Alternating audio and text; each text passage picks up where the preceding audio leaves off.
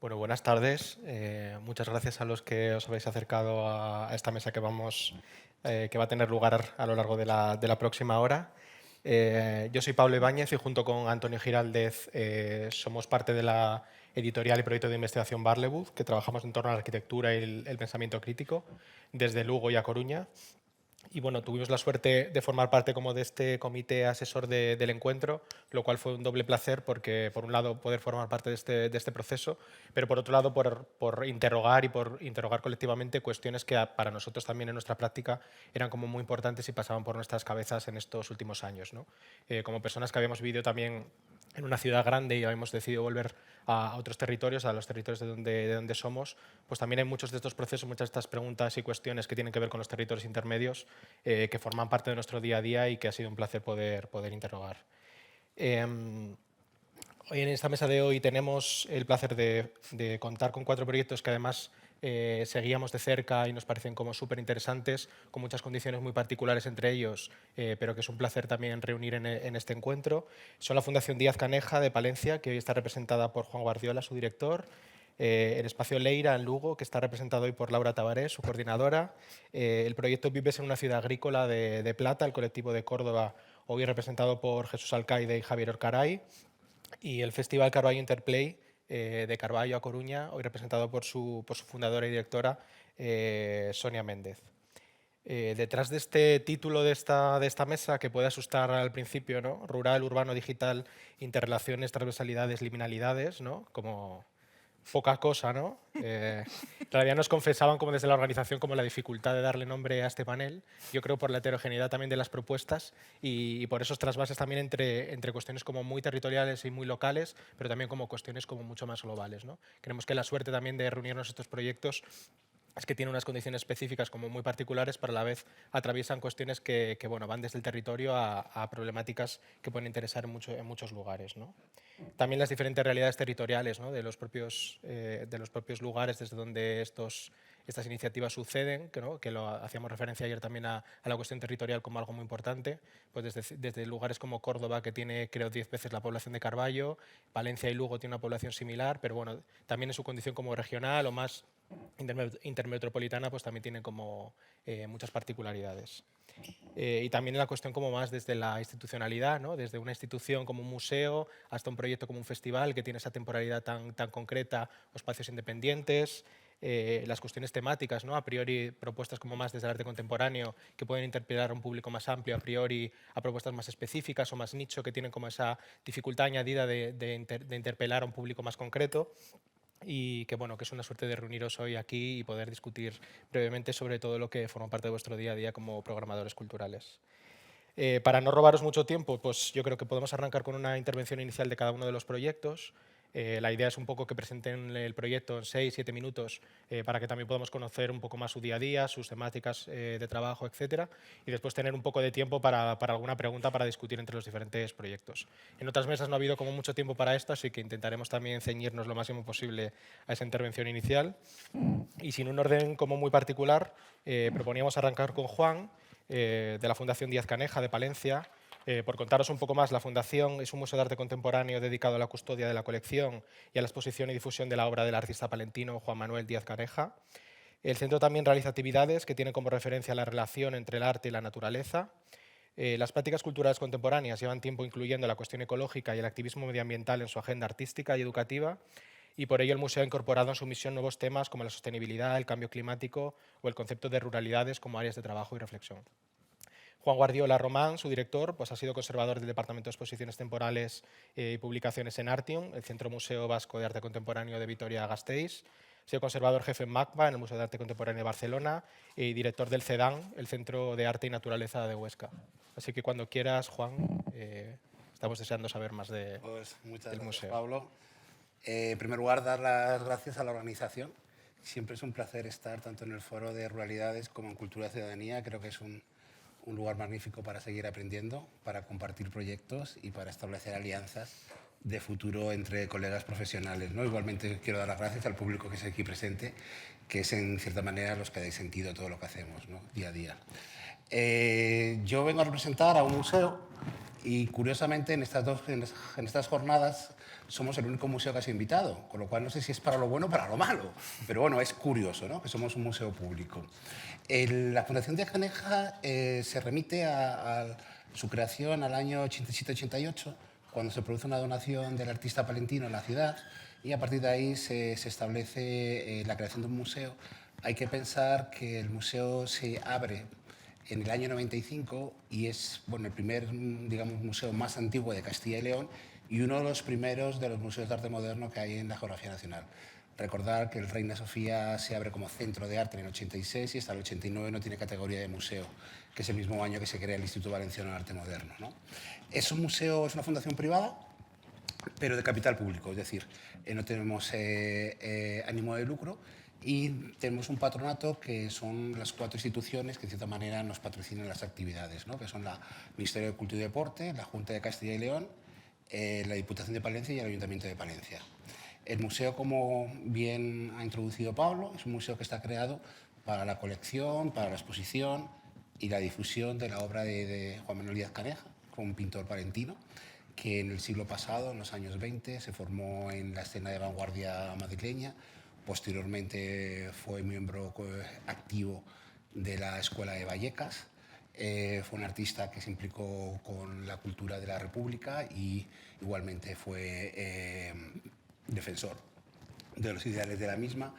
En la posguerra, precisamente por sus ideales comunistas y esta vinculación a la República, fue represaliado con 3 años de cárcel y a partir de ahí, en los años 50, digamos que toda su creación sufre como una especie como de exilio interior, ¿no?, y se concentra en el paisaje, ¿no?, en el paisaje de Tierra de Campos, ¿no?, o sea, esta comarca palentina, ¿no?, que se caracteriza sobre todo por los cereales.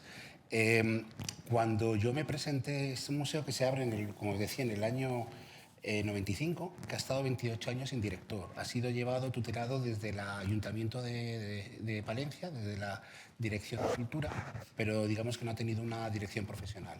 El año pasado se decidió profesionalizarlo, se establecieron unas bases, un concurso público al que yo me presento, y el proyecto con el que me presento básicamente era cómo yo podía actualizar la obra de Caneja, que tuviera un sentido en el día de hoy.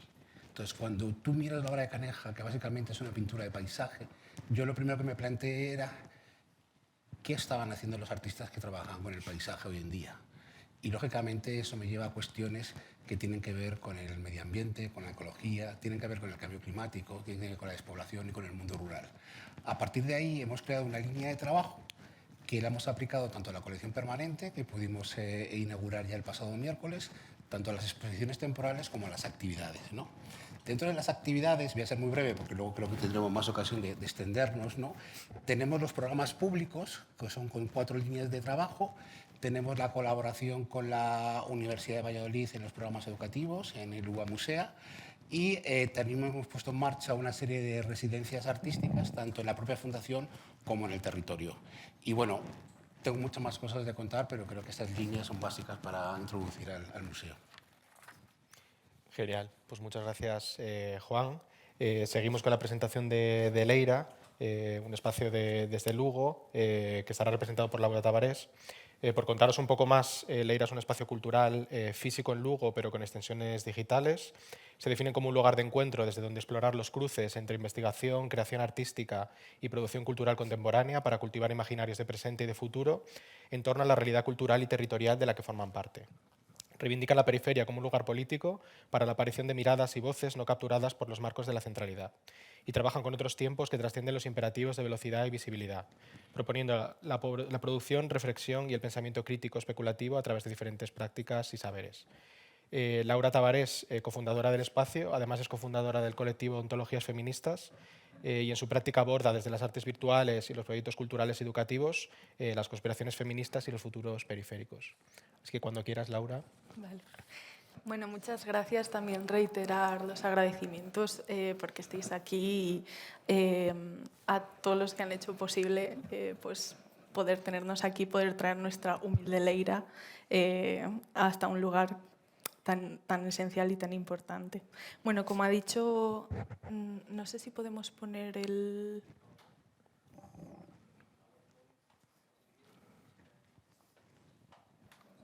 Creo que tienes que tú mismo darle. ¿Sí? Yo creo que... Vale. Bueno, comienzo. Leira, como ha dicho Pablo, es un lugar de encuentro desde donde queremos explorar diferentes cruces, ¿no? No solo desde la creación, sino también desde la investigación y la producción cultural contemporánea. Pero en Galicia, una leira es un pequeño huerto que puede estar en zonas rurales o en lugares liminales de algunas ciudades. Son sitios de aprovechamiento donde cuando le pega el sol puedes ver brillar somieres, discos, espejos, bolsas metálicas y espantapájaros alienígenas. En las leiras, con muy poco se hace mucho, así que con lo que teníamos decidimos cosechar la nuestra propia. Bueno, hace poco en Barcelona a mi compañero de trabajo de Leira le preguntaron qué es Lugo, ¿no? No dónde está Lugo, sino qué es Lugo. Entonces he traído este mapa. Lugo está ahí a la izquierda arriba, ¿vale? Este mapa es un mapa de la producción neta de electricidad en España, pero lo pongo porque también podría ser el mapa de la producción neta de agentes culturales jóvenes en España, ¿no? Teniendo como sumidero imparable la capital del Estado. Así que Lugo es esto, una ciudad pequeña de origen romano, situado en el Alto Miño y atravesada por una reserva de la biosfera. Las imágenes responden a algunos lugares en los que se puede llegar, si te pones en Leira, a 15 minutos, ¿no? Caminando. Entonces tenemos contenedores culturales con mucho eco, huertos públicos, una muralla romana, grafitis de romanos, un interés inusitado por los romanos, rutas por bosques mágicos y frondosos, una estación de tren sin trenes.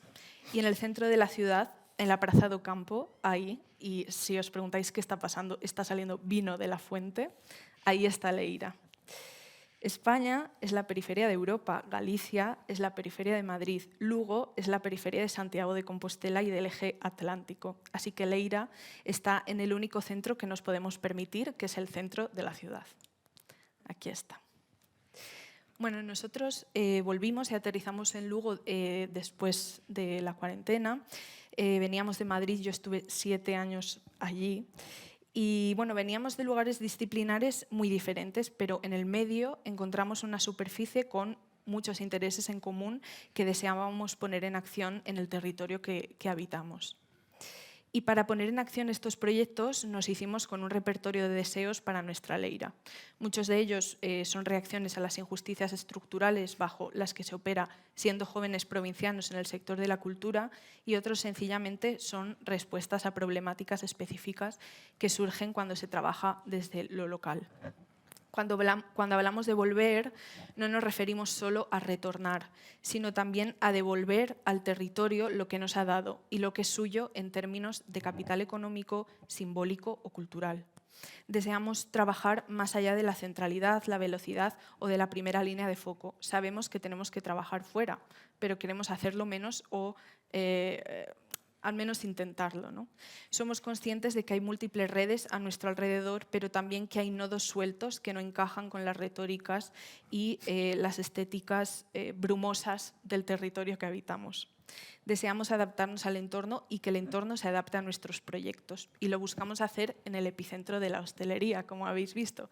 Esto puede parecer una anécdota, pero no lo es para muchos lugares que ven su cohesión social y cultural desplazada porque basan toda su economía en el turismo.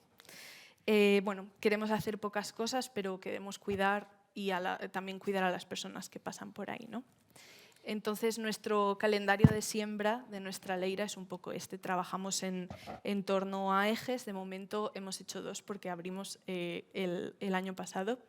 El primero se llama Preséntase a figura de una árbora rara y quería cuestionar buena parte del imaginario exotizador que se ha hecho sobre Galicia y sobre todo desde Galicia, ¿no? Entonces cogimos un territorio como es el bosque y exploramos otras realidades que podían habitar en él, ¿no? Lo miramos desde la óptica de los videojuegos con la instalación de Judita da Taberna. Imaginamos otras criaturas posibles que lo habitasen con Mourae. Lanzamos una residencia virtual que ganó Camille Orni con un proyecto de webserie en torno a los imaginarios de YouTube y también sus propias mitologías. y arrancamos con Xogo sobre a Mesa, que es un programa de juegos críticos para especular colectivamente. Aquí soñamos, imaginamos meter a un grupo de Novo Cinema Galego en el bosque una noche y se dio la venganza, os lo puedo asegurar. Y este año y el próximo estamos inmersos en repensar los imaginarios del colapso. El ciclo es el final final, que es una canción de Escorbuto. Busca ir más allá de las retóricas preparacionistas individuales y mirar al colapso pues, de formas más optimistas, ¿no? Aquí estamos viendo con lo que arrancamos el ciclo, que es un taller de Barlebud sobre pensar otro Lugo post-colapso. La primera exposición de este ciclo fue esta, Ecoloxías Queer, xeradoras de energía eólica, de Paula Ping, en la que cuestionábamos la relación del territorio con la generación de energía, ¿no? Y ya, para terminar, gracias a Lugo Cultural, que es una institución híbrida de allí muy guay entre Diputación, Concello y Universidad, pues pudimos hacer estos talleres como de preparacionismo ante el colapso, donde colectivamente pensamos qué personajes, qué objetos y qué relaciones serían necesarias para hacer más amables las ruinas de un mundo hostil. Y nada, para terminar, he dejado la cosecha un poco vacía porque tenemos poco tiempo y eso hay que pensar a largo plazo y quizás en el debate pues se dé. Así que ya está, gracias. Genial. Gracias.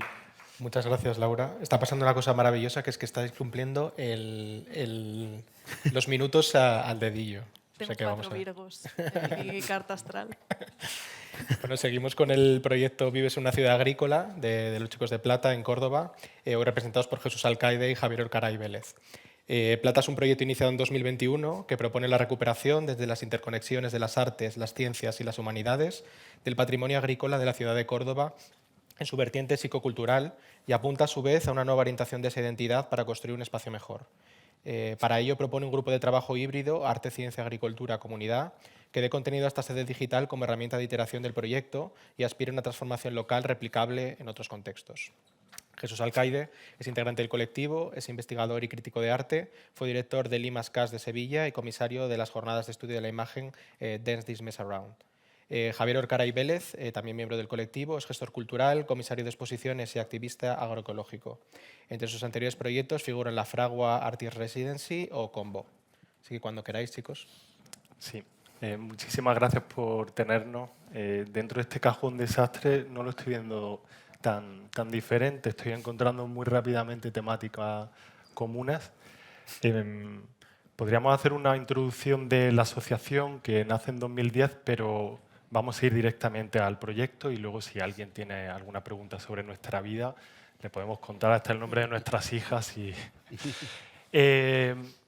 Efectivamente, pues la introducción que hacía Pablo es la introducción de lo que significa el proyecto. Vives en una ciudad agrícola, que partía de una cuestión fundamental, y es que Córdoba, siendo un territorio privilegiado para la agricultura, que es la base de nuestra historia junto a la minería, este es el río Guadalquivir, está en la puerta del Imperio Romano para llevarse todo el mercurio, por ejemplo, y toda esa agricultura. En los últimos 40 o 50 años esa memoria ha desaparecido, y ha desaparecido sobre todo porque la ciudad no ha tenido un plan específico para cuidar ese patrimonio que nos parece fundamental y que es milenario. Aquí veis una imagen del término municipal de Córdoba. Es un término muy grande, de los más grandes del Estado español, porque Córdoba tiene la singularidad de que no está rodeada de ninguna ciudad dormitorio. Entonces, es una anomalía. Eso que es una anomalía, se ha utilizado para la especulación urbanística en los últimos 50 años. Hay miles de construcciones ilegales y luego recientemente ha ocurrido otra cuestión que ha destruido lo que era la evolución de la gestión entre la ciudad y el campo, y es que los cultivos intensivos de olivar han llegado ya hasta prácticamente hasta el centro. Aquí estos puntos que veis reflejan dónde se sitúa cada una de las 8 acciones que hemos desarrollado en el programa. Nuestra idea ahora es que las veáis visualmente, introducir algunas temáticas y, insisto, estamos aquí hasta las 5 y si queréis ver el libro podemos hablar un poco más profundamente. La primera acción revaloriza el valor de Culturaza. Si veis en el número 5, a vuestra derecha de la imagen, os sorprendería, pero Culturaza es el único colectivo que todavía desarrolla una agricultura sensible desde el suelo hasta el cielo y hasta las personas. Eso es ya un reducto que nos interesa como campo de estudio porque además llevan 20 años introduciendo un concepto fundamental y es que el valor de las agricultoras, de los agricultores como generadores de paisaje se ha perdido. Eso es algo como que no cuenta. En Culturaza tenemos varios proyectos junto con investigadoras del CSIC que revalorizan mucho el patrimonio genético que es fundamental para afrontar una crisis climática. Córdoba va a ser ya lo es, en los 2 últimos años ya es inevitable no darnos cuenta de que estamos en una zona desértica, vamos a ser desierto, pero eso también puede ser una oportunidad para recuperar los cultivos de secano, que eso es lo que ha desestructurado prácticamente todo el territorio, no solo el de Córdoba. Hablamos de un contexto local, pero que se podría observar en La Mancha, de repente todo el cultivo de vid de La Mancha es de regadío, todo el cultivo de vid del resto del país casi que también, y en Córdoba tradicionalmente una zona de secano que tenía 600 litros de media de agua, eso está desapareciendo. Aquí ves un proyecto que es interesante porque ya empieza a dar toques de atención no solamente del patrimonio genético, sino de lo que podemos con científicas que son indisciplinares, artistas que también lo son, buscar cuestiones que puedan como abofetearnos un poco. El proyecto se llama Haba Roja, haba de flor roja, y quiere sustituir a la flor de Pascua. O sea, llega la Navidad y todo el mundo se pone como loco a comprar flores de Pascua que entran dentro de una lógica del consumo que a lo mejor podríamos imaginarnos un día la ciudad de Córdoba o cualquier ciudad llena de macetas de habas de flor roja y favorecer la polinización, por ejemplo, o trabajar desde ahí. También con María José estamos trabajando con un material genético que viene de un instituto que tiene una historia interesantísima, que es el ICARDA. Era el instituto más grande para cultivos en zonas desérticas, estaba en Alepo. Pero con la guerra, todo ese banco de germoplasma tuvo que buscar no ser bombardeado. Cuidado con lo que está pasando en Israel y Palestina ahora. Nadie está hablando de cómo se van a alimentar esas zonas en el futuro si las bombas caen en bancos de semillas. Vamos a tener solamente que alimentarnos de lo que la industria diga. Entonces, con María José, que era participante del ICARDA, tuvimos la suerte de sembrar leguminosas de secano que vienen directamente desde Alepo. Vamos por el 4º ciclo. Si abría el micro a mi compi, podemos ir una a una. Sí, un poco ping-pong. Bueno, como ha dicho Javi, eran 8 acciones que se han desarrollado en los últimos 2 años por un proyecto financiado por la Fundación Daniel Ignea Carasso, que fue seleccionado dentro de la convocatoria de Componer Saberes. También colaboraba el Ayuntamiento de Córdoba y el INGEMA, que es el Jardín Botánico de la ciudad.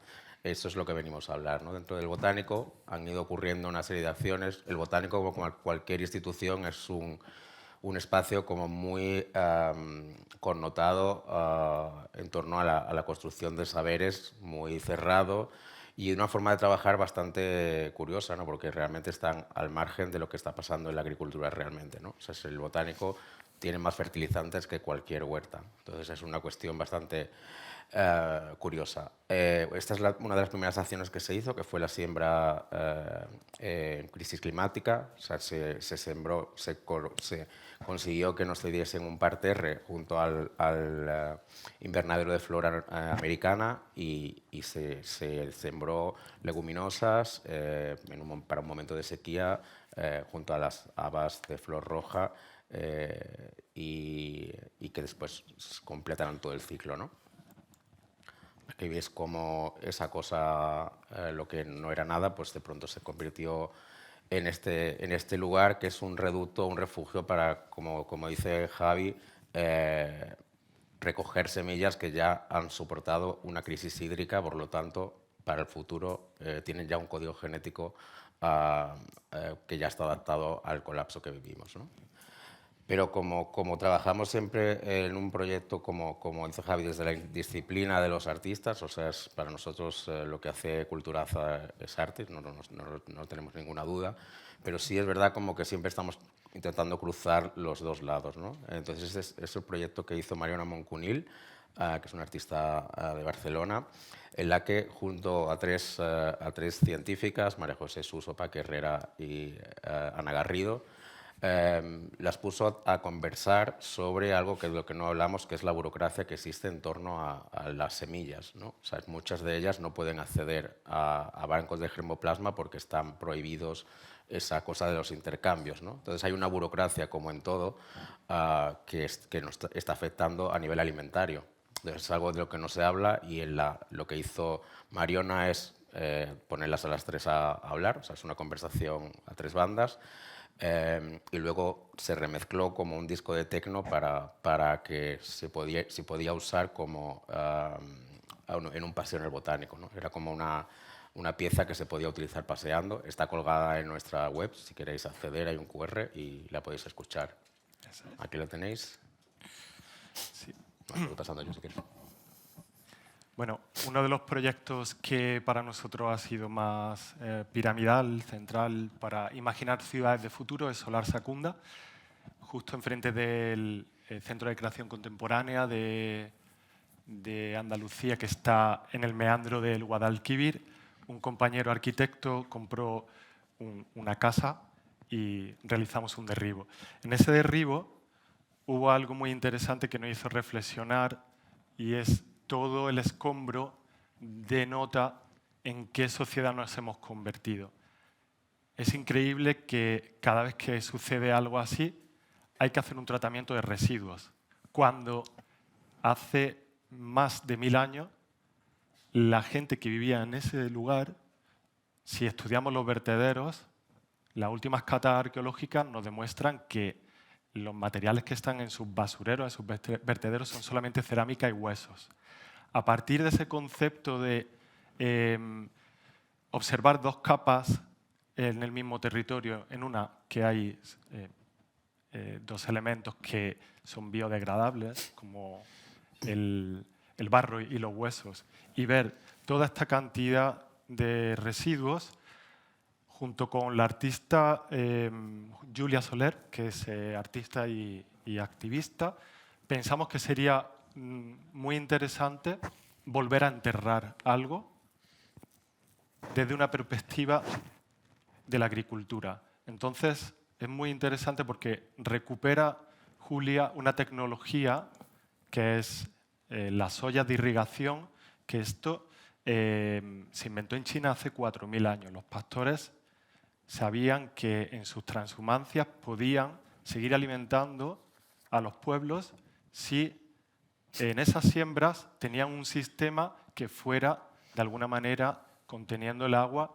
y soltándola poco a poco. El solar lo hemos convertido en un espacio de siembra en la ruina y ver también de qué manera vamos obteniendo resultados de cuántos días 3 litros de agua dentro de una tecnología tan fascinante nos puede proporcionar. Y este es el resultado que veis en sequía del año pasado y en temperaturas que llegaban a los 48 grados.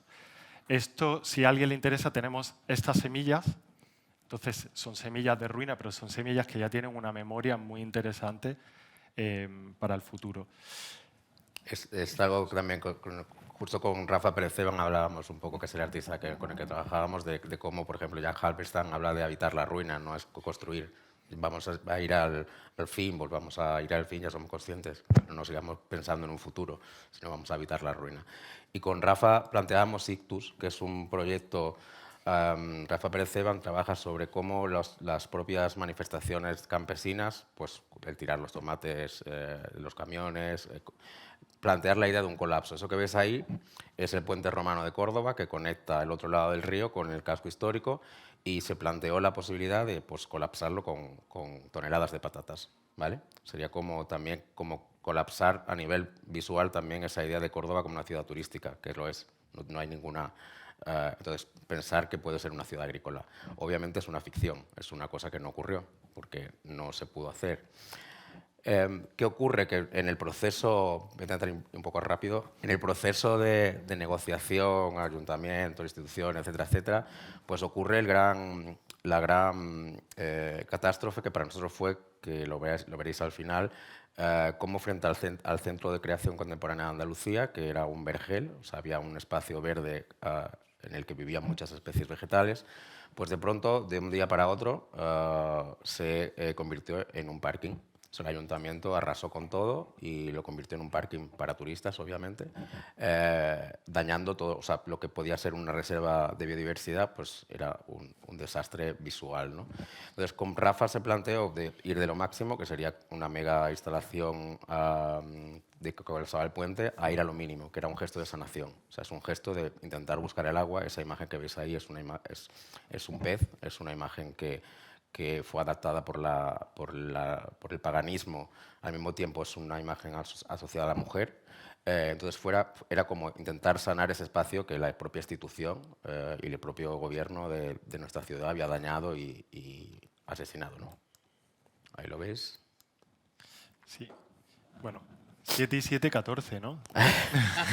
Ya me habéis reventado la escaleta, totalmente. Voy más rápido. Bueno, dentro de este espacio que vais a ver luego, encontramos una leguminosa que es muy interesante, se llama la Astragalus boeticus. Nos interesa también mirar dentro de las ciudades cuáles son nuestros recursos vegetales, tanto para cuestiones medicinales como de alimentación. Esta leguminosa, que se llama Astragalus boeticus, al ser el descampado totalmente arrasado, estamos intentando reproducirla, aclimatarla. No es fácil, las especies silvestres no es fácil aclimatarlas al cultivo, pero bueno, vamos por el tercer año con la intención de conseguir suficientes semillas como para hacer el café. En el siglo XIX esta planta, sobre todo en Suecia, se utilizó como un sustituto del café. En cultivar enredos con poner territorios. Este era un proyecto de Susana Jiménez que bueno, pues ganó la beca alumna y hablaba un poco de cómo las ovejas, o sea, planteaba cómo las ovejas componen territorios, o sea, con la epizocoria, las semillas que se quedan en la lana, pues van construyendo territorios, ¿no? Es como una imagen maravillosa porque al mismo tiempo te habla de la interdependencia de los ecosistemas, ¿no? O sea, porque esa lana después construye los nidos y esos pájaros están ahí, ¿no? Entonces hay como una investigación en torno a las vías pecuarias que han desaparecido, bueno, que están protegidas, aunque no lo sepamos, y que se convirtió al final en lana oral, que es una pieza sonora que también podéis ver ahí. Y si digo, Vivir Guadalquivir es una pieza de Tere Recarens, es un trabajo sobre el acervo agrícola que se desarrolló en diferentes talleres en los colegios, es para recuperar esa memoria de las palabras, de dónde vienen, ¿no? O sea, nadie sabía, por ejemplo, lo que era un palodú, los nenes no saben lo que es un palodú. Entonces es como había algo como que de recuperar ahí. Y esto fue el final, que lo que iba a ser un congreso, pues nosotros siempre pensamos que no nos gusta ser tan serios y se acabó convirtiendo en una verbena. O sea, es como si estamos hablando de algo popular, pues vamos a convertirlo en una fiesta, ¿no? Entonces hubo diferentes acciones a lo largo del río. Esto es Susana, esto es Silvester con Rafa Pérez Evans, estos son Duda, ahí está Mariana Moncunil y finalmente Patricia Caballero y Sergi Botella. Y esta es la imagen del desastre que os decía. Ahí veis lo que era y lo que es. O sea, lo que pudo ser, esa matriz verde que siempre pensamos en Munford, a lo que se ha convertido, que es en otra cosa tan blanca que parece casi lunar, ¿no? O sea, cada vez que estás ahí encima con el edificio del C3, pues es como si estuvieras en otro planeta. Sí, hay un par de imágenes más, pero dejamos paso ya a colaboradores y seguimos luego. Muchas gracias, chicos. Gracias. Nada, pasamos a la intervención de Sonia Méndez, de Carballo, del Festival Carballo Interplay de Carballo. Nace como el primer festival de webseries del Estado y a partir de su segunda edición se constituye como un festival de contenidos digitales siempre atento a los nuevos lenguajes, englobando nuevas propuestas y maneras de entender la narración y la cultura audiovisual en su relación con la red, que es un medio en continua transformación. Sonia Méndez Alonso dirige desde 2014 el festival, es guionista, directora y vicepresidenta de la Academia Galega do Audiovisual. Así que cuando quieras, deseando saber más. Pues nada, buenos días a todas. Reitero también los agradecimientos por habernos invitado a participar en este encuentro, que nos sorprendió bastante, la verdad. Y antes de poneros un vídeo que resume, bueno, de la última edición del festival, en vez de estar yo contándoos, lo veréis en imágenes, me gustaría poner en contexto dónde está Carballo, ¿no? Y qué es un poco Carballo. Entonces, Carballo es un pueblo al noroeste del noreste de Galicia, tiene 30.000 habitantes y es la capital de la comarca de Bergantiños. Se sitúa a las puertas de la Costa da Morte, que es una zona marítima conocida por sus naufragios, sus sobrecogedores paisajes y acantilados, por sus impresionantes playas que son perfectas para surfear. En la Costa da Morte, la fuerza de la marea es capaz de hundir petroleros, hacer crecer los mejores percebes del mundo o provocar el éxtasis sensorial de sus visitantes, especialmente cuando hay temporal. También de sus habitantes, que después de todo llevan con bastante tranquilidad eso de vivir en el fin del mundo. Y bueno, este festival nace en 2014, es el primer festival de estas características en el Estado, lo cual es una peculiaridad bastante singular para suceder en Carballo. Yo creo que eso es una de las cosas que llama bastante la atención. Yo que prefiero poneros el vídeo y después contaros dos cositas de cómo surgió y qué es lo que hacemos. Pero tenemos un vídeo que es el vídeo recopilatorio de la última edición, ¿vale?, del festival, que era el aniversario, 10 años.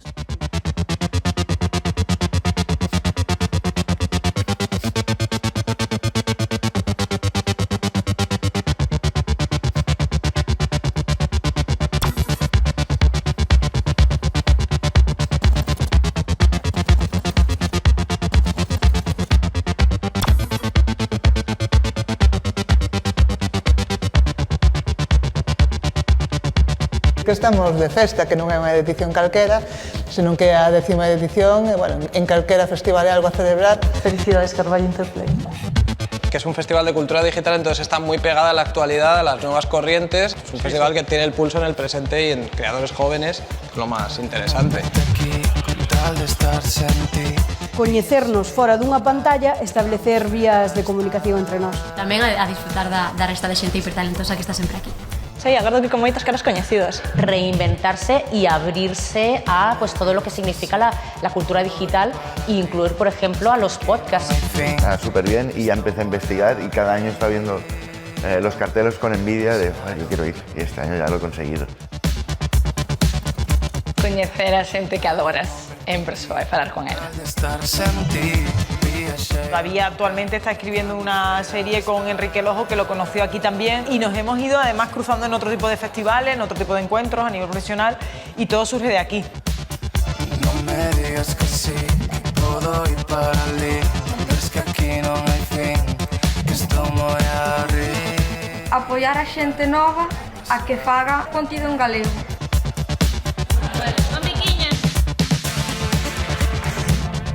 De moitísimas cousas boas e positivas poder realizar un proxecto tan guai.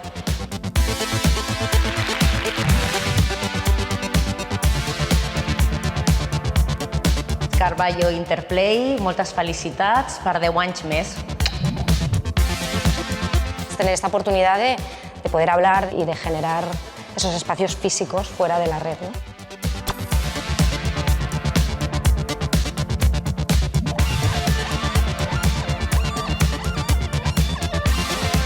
Me gusta mucho que sea un festival como descentralizado y que funcione y que la gente acude aquí, que pasen cosas fuera de las capitales. Esto es increíble. Muchas felicidades, que sean muchísimos más.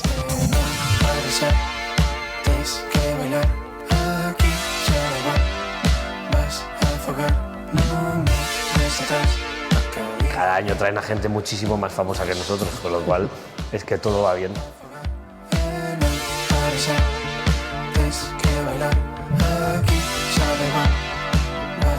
Poner en común los memes, nuestras ideas y nuestras experiencias en Internet. ¡Feliz cumpleaños, Carballo Interplay!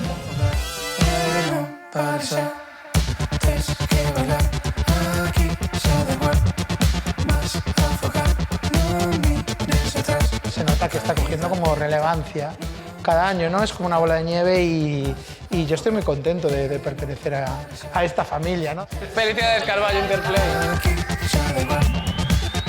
Regalo es común, lo he elegido yo, no sé lo que es, pero lo he elegido yo. Muy guapo todo.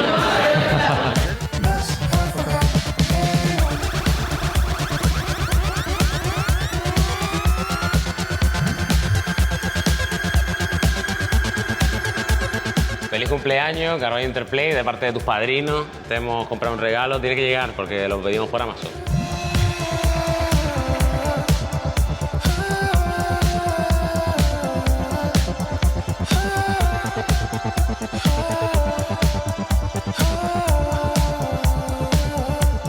Gente que mola de Internet ha estado aquí, o sea que felicidades de verdad y por 10 años más.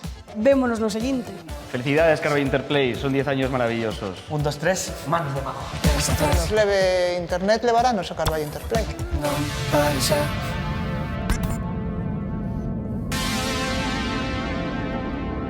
Ahora estaba viendo el vídeo diciendo un poco de autobombo, porque claro, justo es el vídeo de la 10ª edición y está con todo el mundo felicitándonos. Pero bueno, no son así todos los vídeos, ¿vale?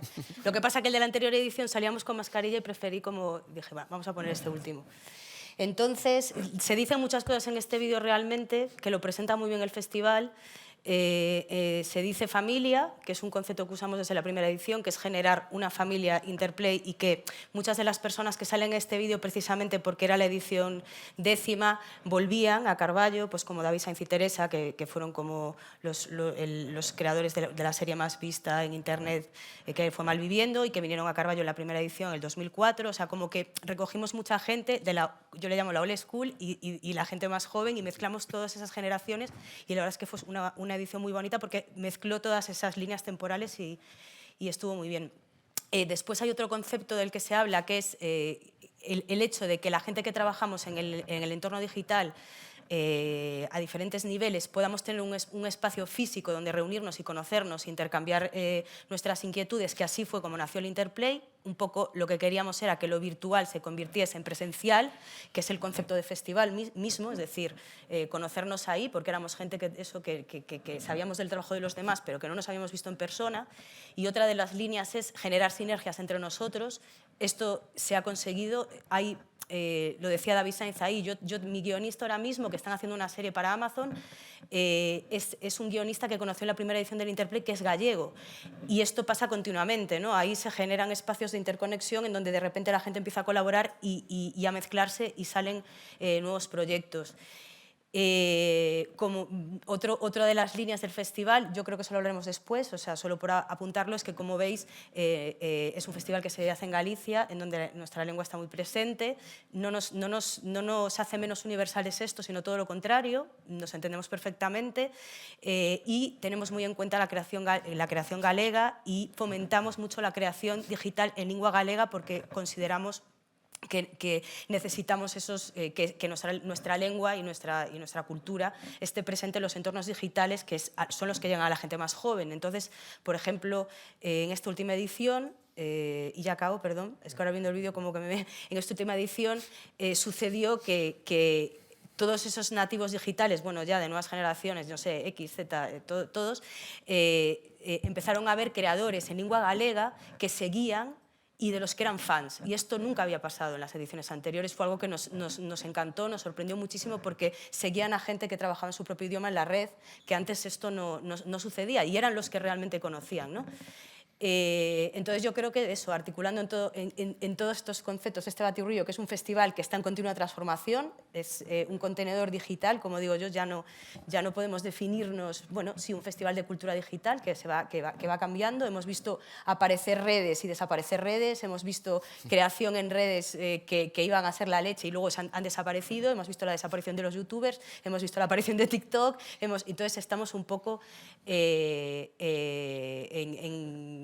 todo ese batiburrillo, intentando que durante esos días también, a pesar de todo lo serio que podemos proponer, hay una parte profesional, etcétera, se mantenga la fiesta. Y como veis, el ambiente es bastante festivo, también somos muy serios, cuidado, pero sí que es verdad que para mí, como concepto festival, tiene que haber un ambiente que dé lugar a este intercambio festivo y poco disciplinado y punky, que lo seguimos manteniendo los que empezamos en Internet pues hace muchos años, 11 o 12, haciendo cosas para Internet. Aquello era, como digo yo, todo era campo, no se sabía qué iba a pasar con todo eso, ahora está todo mucho más controlado y precisamente hablamos ahora de cosas que no hablábamos en primeras ediciones, como que Internet mola o no mola. Antes parecía que sí, ahora ya no mola tanto, está controlado por corporaciones que todos controlamos. Entonces, como que estos debates se van generando a medida que todo va cambiando, ¿no? Y poco más. Yo creo que mejor después hablarlo. Os invito a que sigáis nuestras redes, sobre todo, bueno, porque todo está retransmitido en streaming y todas las actividades se quedan colgadas ahí, entonces las mesas, los paneles, todo está en YouTube y se puede volver a ver y se puede volver a consultar y poco más. Ya, yo creo que bastante, ya he dicho, me parece. Genial. Pues muchas gracias a todos por las presentaciones. Como vamos un poco pelados de tiempo, yo creo que os quería lanzar como una pregunta que creo que es un poco transversal y que creo que puede ayudar a también proyectos que tienen muchas conexiones, pero que también son muy heterogéneos en naturaleza, que es la cuestión de los públicos. Ayer hablamos como de la dificultad o de esas brechas que existen muchas veces entre hacer un proyecto en una gran ciudad, donde siempre hay una masa crítica que puede estar interesada y llenar como esas expectativas que uno tiene de público para hacer un proyecto, una iniciativa o cualquier actividad. Y hablando con programadores y con gente que trabaja en otros territorios más pequeños, más periféricos, siempre habla de esa necesidad de interpelar a otros públicos, ¿no? Que son mucho más heterogéneos. Nunca es el público específico que quiere a tu festival, sino que tienes, para triunfar también tienes como que interpelar a esos otros que a priori igual están más lejos de los campos de trabajo donde uno aparece, ¿no? Por una cuestión generacional, otras edades, otras formaciones, otras procedencias. Quería preguntaros también, en esta heterogeneidad de proyectos también que tenéis, desde lo institucional hasta las propuestas más jóvenes, más recientes, o festivales, pero que tienen como ese arraigo en el territorio, ¿cómo habéis lidiado con esta cuestión de los públicos, ¿no? También esa cuestión que siempre hablamos de la dificultad muchas veces de incorporar a gente joven dentro de las programaciones, de interpelar a esos públicos más jóvenes, ¿cómo lo habéis conseguido o cómo lidiáis con estas problemáticas? También imagino que igual habéis desarrollado proyectos en otras ciudades o en otro tipo de contextos. ¿Cómo habéis sentido como estas brechas que muchas veces aparecen haciendo producción cultural en territorios intermedios? Bueno, yo te voy a dar mi visión como trabajador del museo. Yo creo que el museo es sobre todo una institución pedagógica, al mismo nivel que la universidad y que la escuela primaria. O sea, además que creo que tiene esa misión educadora, ¿no? El museo, tal como yo lo concibo, es como un gran aparato epistemológico que produce conocimiento científico, que crea dispositivos de aprendizaje para conseguir comunidades críticas, crea al mismo tiempo saberes colectivos, ¿no? Pero también somos conscientes que el museo no deja de ser un lugar de poder. Es un lugar del poder muy determinado y que, en cierta manera, es muy instrumentalizado por las instituciones políticas.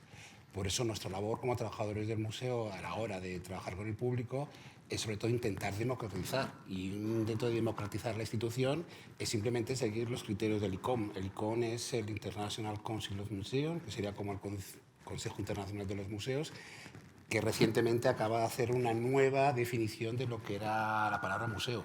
Hasta ahora la palabra museo era aquel espacio contenedor que lo que hacía era coleccionar obras, exponerlas, difundirlas y comunicarlas, ¿no? Han añadido unos conceptos que yo creo que son básicos, que es que el museo tiene que ser diverso, tiene que ser inclusivo y tiene que ser sostenible, ¿no? Entonces, desde nosotros a la hora de trabajar el público trabajamos con esa idea de museo porque en el fondo creemos que Nuestros contenidos ayudan a crear significado, ayudan a crear sentido, ayudan a crear subjetividades, ayudan a crear sujetos. Y ya para acabar, decirte que nosotros tenemos un público eminentemente adulto, porque en las ciudades intermedias, precisamente a raíz se produce una fase, nosotros como museos educamos a las escuelas, pero cuando llegan a esos niños y niñas, cuando llegan a la adolescencia, se pierden porque tienen otros intereses, frutos de su edad, ¿no? Luego, posteriormente, viajan a estudiar a grandes capitales, con lo cual muchos de ellos ya se quedan, con lo cual nuestro público está muy envejecido. Pero yo, a través de mi experiencia, el museo lo que tiene que dar es las facilidades para todo aquel que se quiera acceder, y aquí no quiero distinguir entre público joven, público mayor, público envejecido, es todo público, pueda tener esa capacidad de poderse acercar al museo. Lo que no se puede hacer tampoco es hacer estrategias de conseguir público cautivo. El público tiene muchos intereses. Yo tengo una anécdota que hace muchos años me pasó, que trabajando con comunidades inmigrantes hice todo lo posible por intentar que esas comunidades pudieran acceder al museo, pero no deja de ser una misión paternalista, y esas comunidades me demostraron que tenían otros intereses mucho más perentorios y necesarios que el acudir al museo. Con lo cual yo creo que tenemos que ser conscientes de esa realidad y conscientes de que el público, digamos, de que no se puede fabricar, no se puede crear, sino que surge.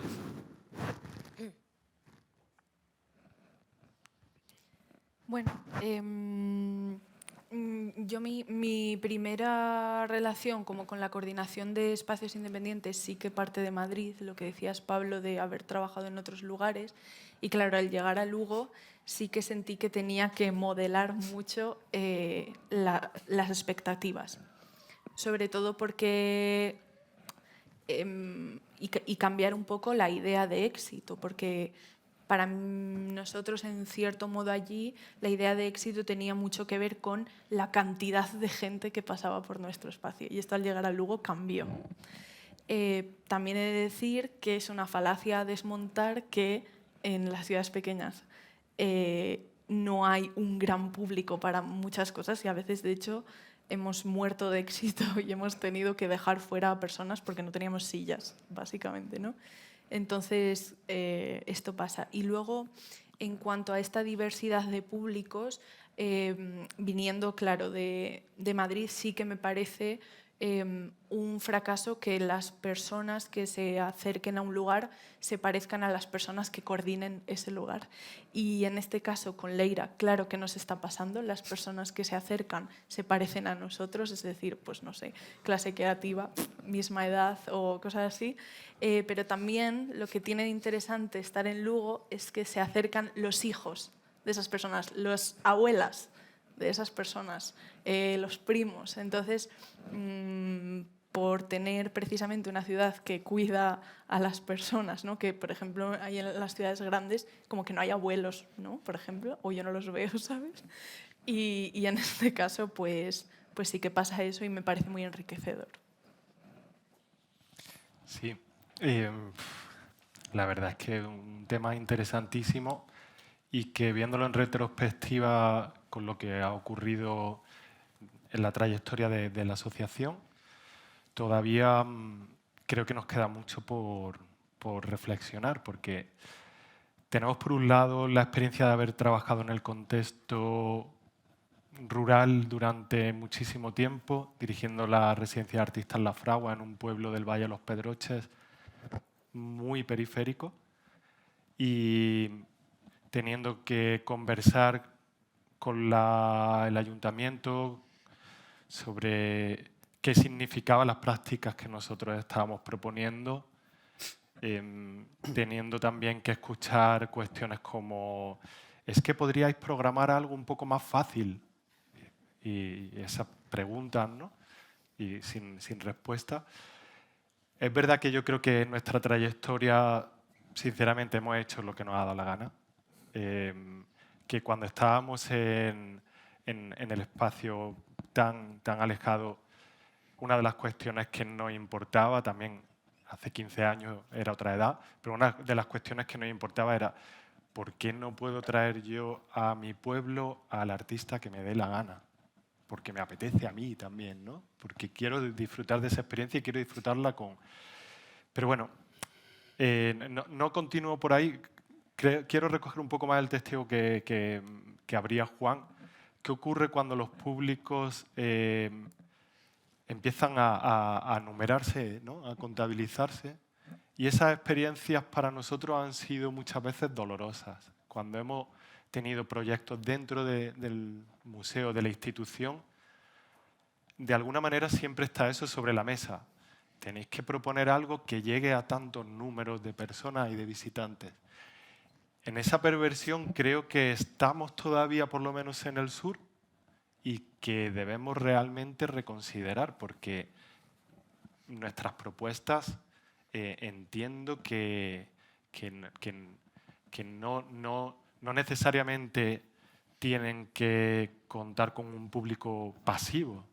Intentamos también que de alguna manera las personas que participan en nuestros proyectos tengan esa capacidad de entender que ahora mismo, hoy por hoy, nuestras prácticas están enfrentándose a una crisis o a un colapso ecosocial. Entonces, todo el mundo puede aportar algo.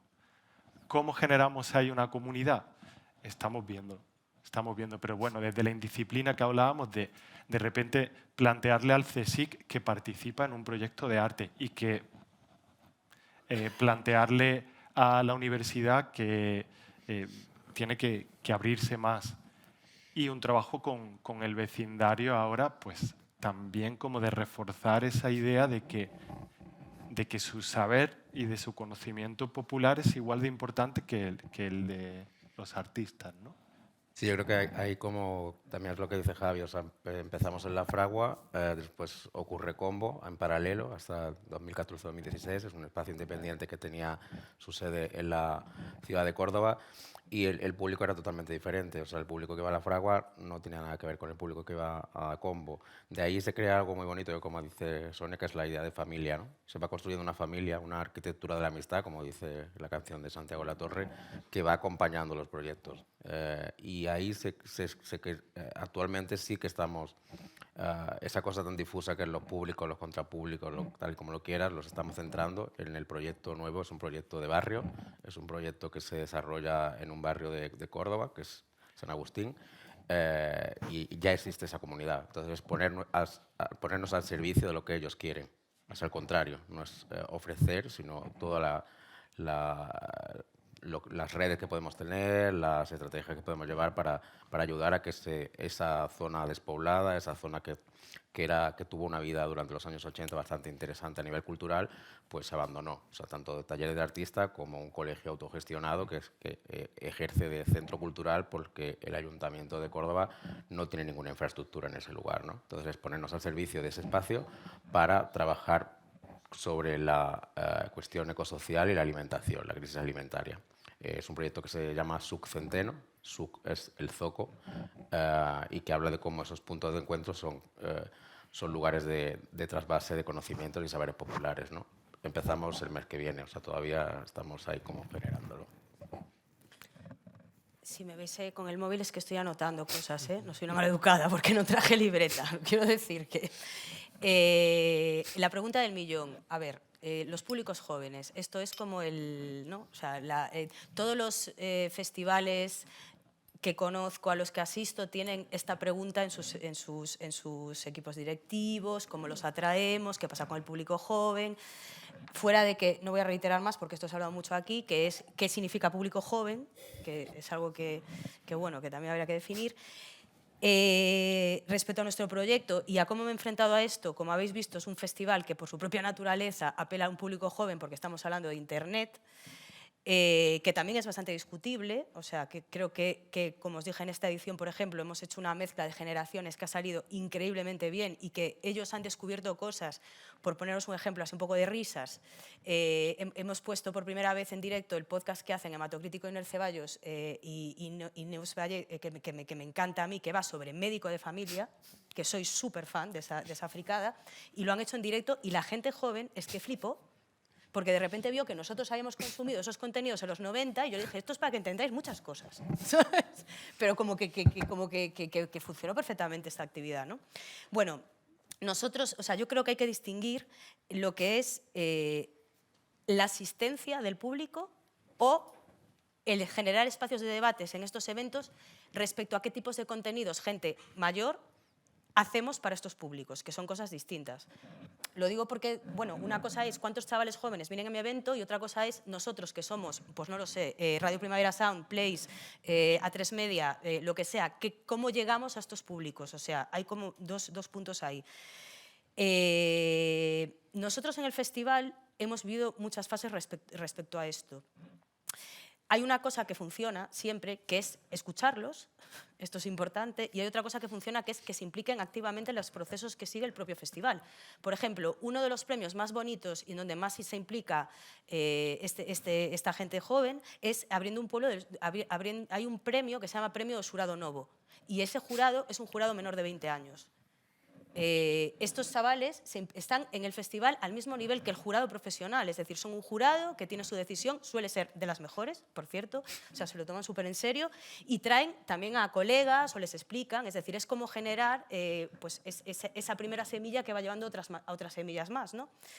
Generamos premios que les apelan a ellos, por ejemplo, premios a proyectos que ellos se pueden presentar en donde no sienten que están presentando un proyecto súper importante, o sea, como necesito que mi proyecto de serie, que tengo 20 años o 17 o los que tenga, no siento que voy a un entorno súper profesional donde tenga que presentar ese proyecto, sino, puedes presentarnos el proyecto y te vamos a dar dinero para que lo hagas y luego lo vas a poner aquí. Otra actividad que hacemos en el festival se llama Dinoscolas, porque claro, no es lo mismo tener 15 años que tener 20, entre otras cosas porque una persona de 20 años se puede desplazar sola al evento, ¿vale? Y esto viene a colación de los públicos cautivos, que luego quiero hacer una reflexión sobre esto. Es decir, un chaval de 14 años no puede venir al Interplay si no lo trae su profesor o profesora o sus padres, con lo cual da igual, porque es que no pueden venir, aunque quieran. Entonces, hacemos este premio a proyecto, el tema del Xurado Novo. El Dinoscolas está en otra escala. Dinoscolas es un premio que hacemos para centros educativos, o sea, para chavales que tienen 12 años, 13, 14, que se trata en complicidad con sus profesores, que esto daría para otra mesa de debate, que es cómo localizar a esos agentes, esos profesores molones de los institutos y de los colegios que quieren hacer cosas y que no quieren o sea, meterse en procesos burocráticos, sino que cogen a los chavales y los ponen a hacer. Que eso ya es, bueno, pues otro tema. Entonces, hacemos un certamen que es muy divertido, que se llama Dinoscolas, que tienen que hacer una pieza audiovisual, que la pueden hacer con el móvil o lo que quieran, y la temática es qué pasaría si se acaba Internet. Que esto da para, o sea, está todo colgado, lo tenemos todo en YouTube y entonces ellos inventan piezas y las hacen entre ellos. Luego las ponemos y las proyectamos, con lo cual esos centros ya vienen, pero vienen porque van a ver lo que ellos hicieron y lo que hicieron otros. Es decir, van a ver la pieza proyectada diciendo, ah, mira, yo salgo de actor, yo salgo de tal, y después se le dan unos premios a todos y ese día pues los integras, ¿no?, de alguna manera. Entonces, y respecto a desplazar públicos o el público cautivo, nosotros tenemos una jornada que es la jornada que está destinada y curada especialmente para públicos jóvenes que vienen con centros educativos y universidades, centros educativos que están implicados en el... Nunca nos llega al auditorio, es decir, al principio nos costó más, hicimos muchísima pedagogía explicando a los profesores qué significaba contenido digital, por qué los chavales les iba a molar, de qué íbamos a hablar y todo esto. Ahora ya no nos llega al auditorio, o sea, nos escriben y nos dicen, yo me llevo 60 chavales, yo me llevo 30, porque ellos mismos le dicen, queremos ir al Interplay, o sea, llevarnos allí, ¿no? Y en ese sentido creo que obviamente es un público cautivo, pero es que es un público que no podría asistir al festival de ninguna otra manera, son menores. Entonces, estos chavales después serán mayores de edad.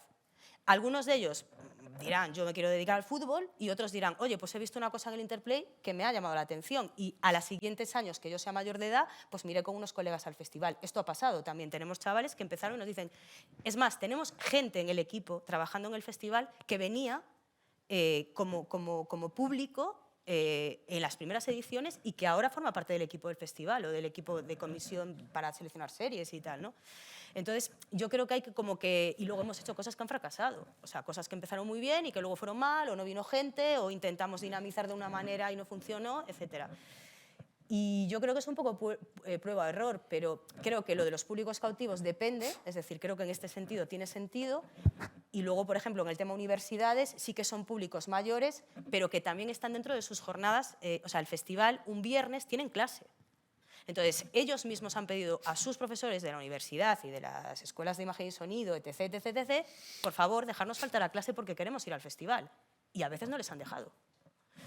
Luego sí, pero quiero decir, ha pasado que han querido y no han podido, a veces. Entonces, yo creo que hay como un poco como que verlo desde las dos perspectivas. Y ya para acabar está la perspectiva de gente, de boomers, que hacemos contenido para chavales. Entonces, ahí es otro debate. Es decir, ¿cómo queremos, o sea, en qué punto nos colocamos para generar contenidos para estas generaciones que no son la nuestra, desde lo profesional, en el caso de la gente que ya nos hemos profesionalizado, y cómo los escuchamos? Y esto ya es otro tema.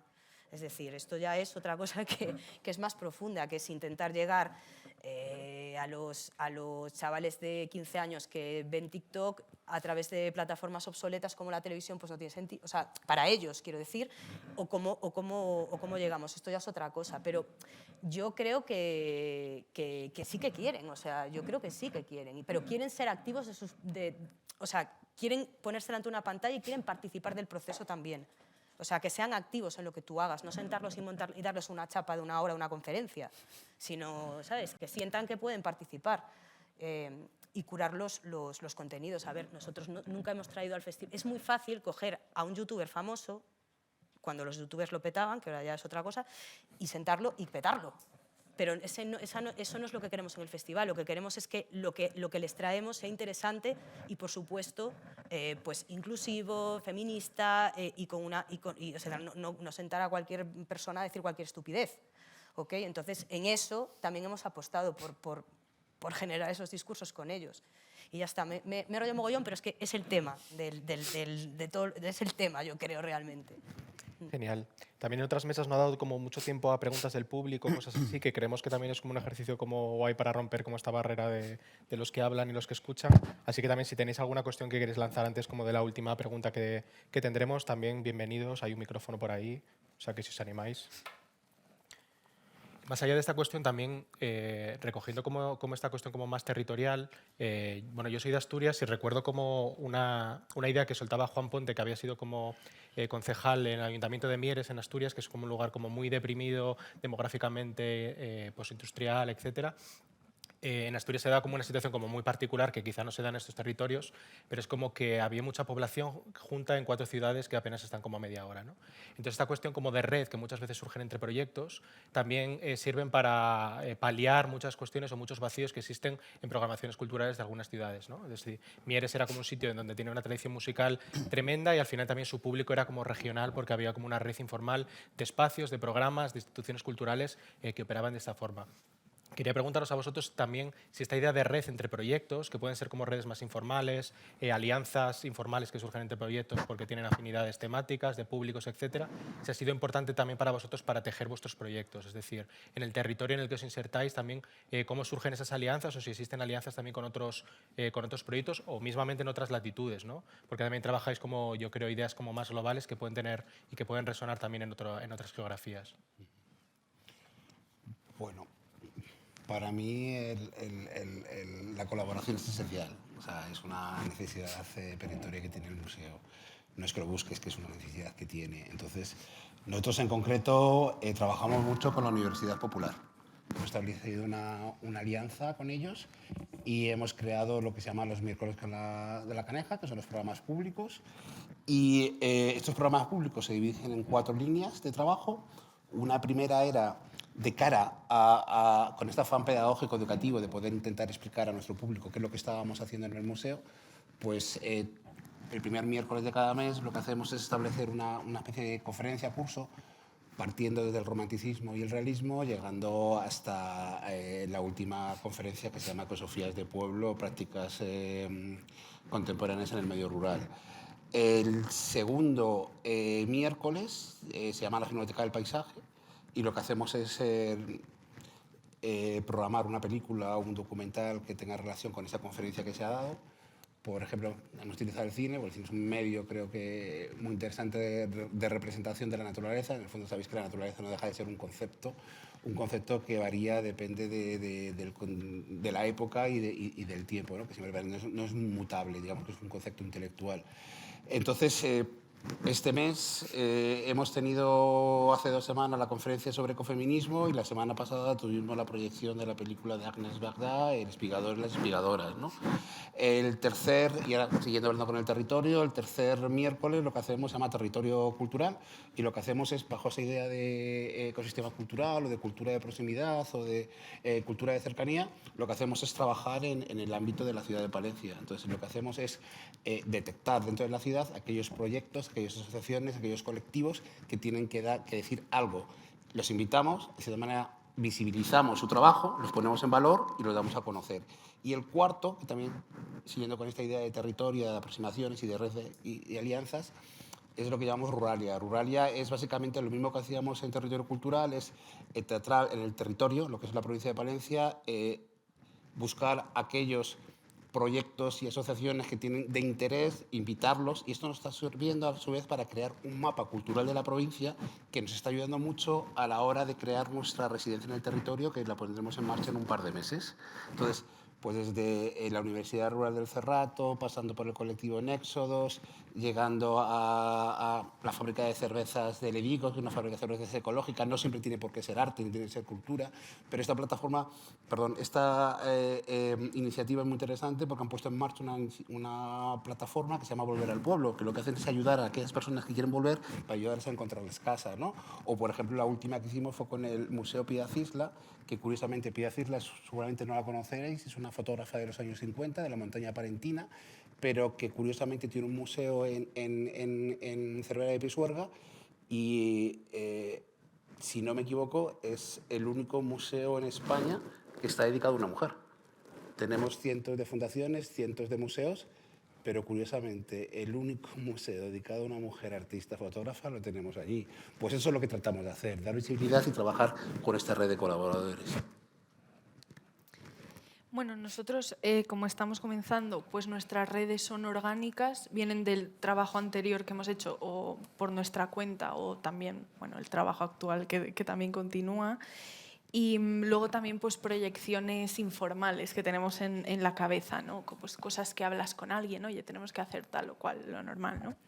Luego también nos interesa, de hecho nos llamamos así, ¿no? Como que somos un espacio, pero que tenemos una parte importante digital, y vamos a poner tentáculos por el pulpo, pero era muy, en fin. ¿No? Porque, por ejemplo, en la residencia virtual pues se hizo una webserie, también planteamos hacer un programa de estudios que sea híbrido, que pueda ser físico, que pueda ser virtual. Creo que eso también es importante. Y luego también nos está gustando mucho encontrar, viniendo también de pensamientos muy limitantes de "buah, es que aquí no hay nada, ya verás", mentira, evidentemente, porque alrededor ya hemos establecido colaboraciones, pues como por ejemplo con Alauda Negra, que está aquí bueno, con el puesto, o con Paula Pin, que salía ahí con el molino, que está trabajando en un proyecto europeo que se llama Prácticas Regenerativas, con lo cual, wow, como muy bien en ese sentido. Y luego también lo que decía el compañero, que quizás, y que también se ha dado mucho en general, quizás nuestros vecinos más cercanos no son otros espacios o otros museos o otros lugares para la cultura, pero sí que son otros lugares y otras personas con saberes que también nos gustaría incorporar, que eso es un reto que nos interesa muchísimo. Sí, bueno, totalmente de acuerdo, ¿no? con Laura, que hay que abrir esa red a la conversación, y desde el momento en el que una dedica tiempo suficiente a la conversación con cualquier persona de su entorno, descubre que su entorno es mucho más rico de lo que había imaginado. A mí me ocurrió un ejemplo alucinante en mi pueblo, que un vecino que lo conocía de toda la vida, de repente me contó que fotografiaba las estrellas. Y de repente entré en un círculo de gente que en los pueblos de alrededor se juntaban a hacerle fotografías a las estrellas y ganaban concursos. ese tipo de detalles, de sensibilidades son las que yo creo que hay que aprender, porque hay que desaprender muchas cuestiones que durante la infancia y la adolescencia nos van metiendo. Te tienes que juntar con esta gente o tu grupo es este. Conforme desaprendes eso y te abres a un conocimiento más amplio, vas descubriendo lo que antes me refería, que todo el conocimiento ahora mismo es importante para enfrentarnos a nuestras prácticas creativas si están dirigidas a tener una sensibilidad con el entorno. Eso por un lado, ¿no? La conversación me parece importante.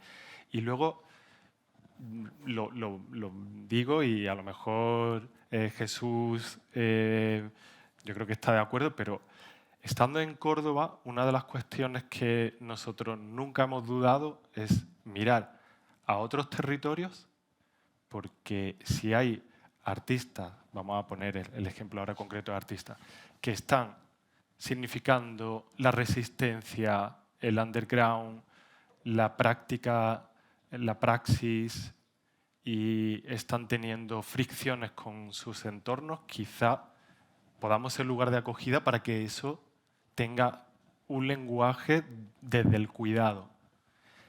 En los últimos 15 años hemos tenido una relación tradicionalmente muy potente con los artistas de Cataluña. Yo creo que se ha ido formando ahí una familia, y también con el País Vasco, pero también porque en el País Vasco hay una diáspora de artistas de Córdoba y de Andalucía que se establecieron allí, y cada vez que tenemos algo de presupuesto, pues nos encanta volver a encontrarnos.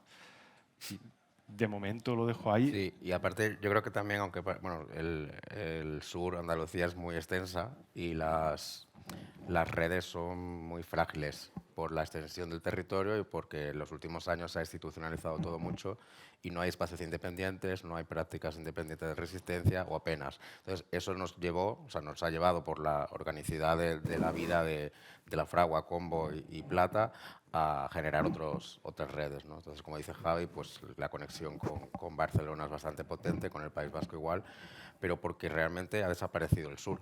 O sea, estamos más cerca de Tánger que de Sevilla. Sí. Bueno, hay como una conexión muy potente con los artistas que están en todo el estado, pero insisto también que ha habido un desaprender y mirar también a lo más cercano desde esa óptica de todos los saberes pueden ser creativos, ¿no? Claro, sobre todo por eso, porque si te quedas con las redes del arte es muy pequeño. Súper. Y además es muy público cautivo.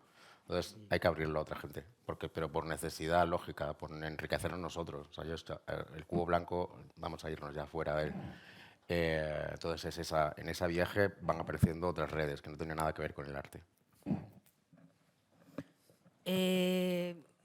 Carballo, bueno, nosotros el festival lo desarrollamos y lo hacemos desde hace 10 años también gracias al apoyo incondicional de un ayuntamiento que es sensible a la cultura.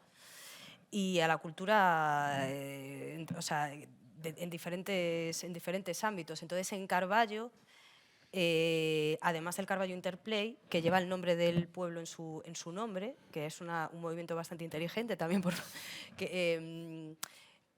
también tienen otro festival que se llama Resenera, que es de cultura urbana, de muralismo. Lo digo porque estamos hablando de Carballo, 30.000 habitantes, y cuando entras en el sitio y empiezas a ver murales de muralistas increíbles de todo el mundo, dices, ¿pero qué pasa aquí? ¿No? O sea, que hay una serie de personas en ese ayuntamiento que tienen pues, una sensibilidad alucinante y son muy inteligentes y se están trayendo cosas Yo digo porque en Carballo pasan muchas cosas, ¿no? Y entonces, claro, cuando oigo decir, no, es que aquí no pasa nada. Luego tienen un festival de teatro también muy importante que tiene muchas ediciones, que es el FIOT, y digamos que sí que generan muchas iniciativas culturales. Respecto a lo que tiene que ver con el propio festival, obviamente por la naturaleza del festival estamos pendientes de lo que sucede en el propio pueblo y en la comarca, pero las sinergias igual se generan como un poco a la inversa. O sea, nosotros atraemos gente de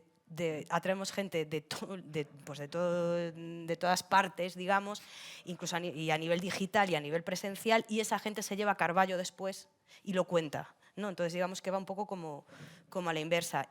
Obviamente, y por no repetirme, todas, como veis el vídeo había mucha gente que hablaba en gallego y muchas iniciativas del festival están encaminadas a generar cultura digital en nuestra lengua, pues estamos súper pendientes a las creadoras gallegas, a los creadores gallegos, a la gente que tiene proyectos para atraerlos al festival.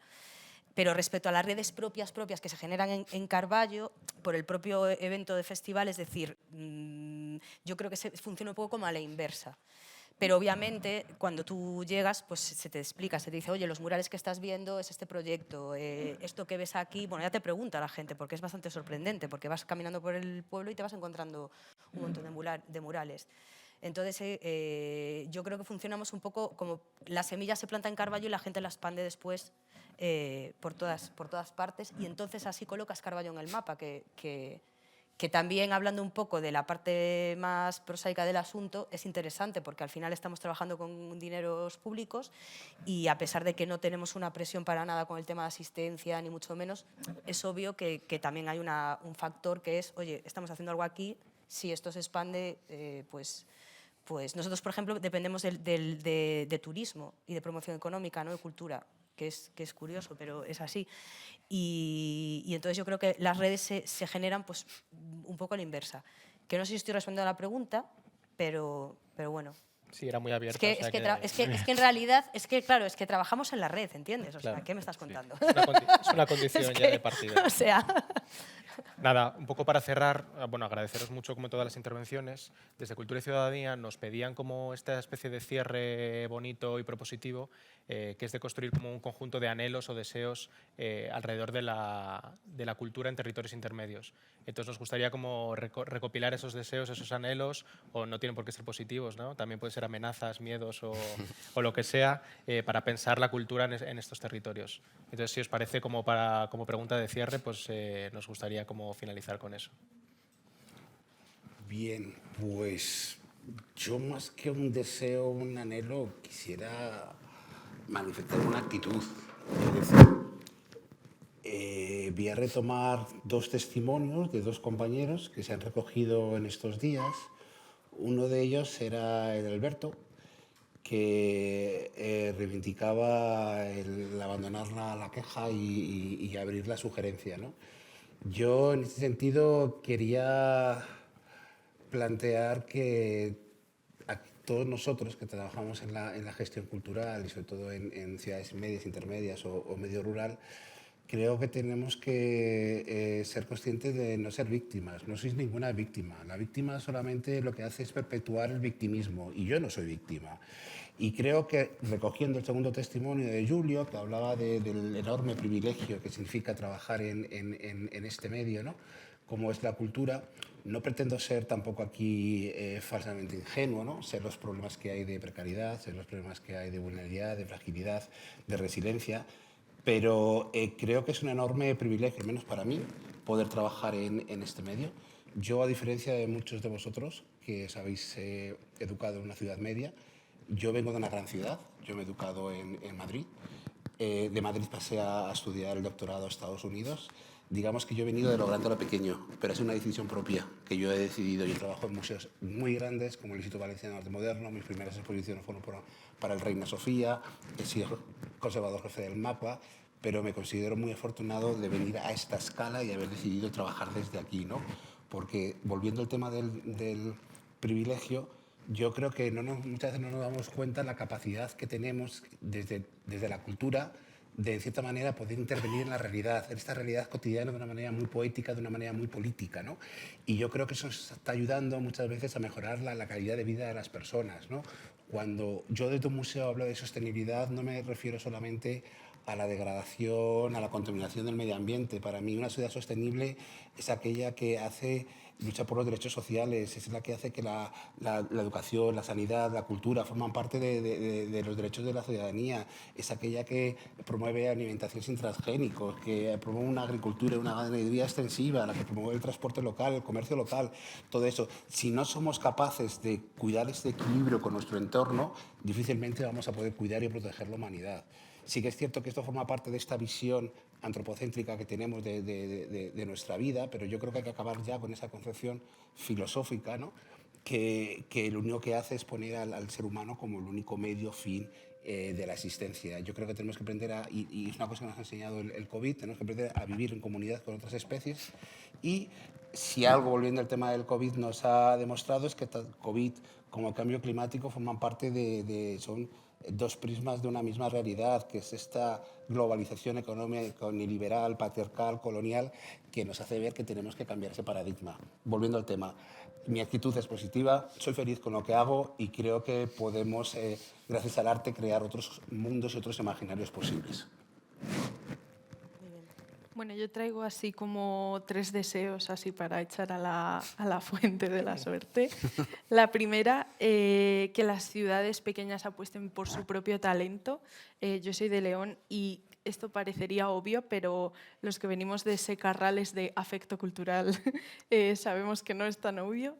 La segunda sería que los propios poderes estatales e institucionales trabajasen por descentralizar la cultura, porque entonces sí que los provincianos podríamos imaginar que de pleno derecho la cultura también nos pertenece a hacerla, ¿no? Y 3, redibujar el mapa, que creo que este encuentro también puede servir un poco para eso y es muy guay, y establecer una red de alianzas que no pase por los lugares de siempre y que no sea, o sea, como imaginar un mapa de tren que no sea radial, sino que tenga más visión de malla. Bien, hola. Yo me he escrito como un manifiesto hace un tiempo que os lo resumo en 4 palabras y aquí cada persona que luego decida. Pero para mí el mundo y el anhelo es que tenemos que confiar en un pensamiento utópico, cada vez más lo tengo más claro.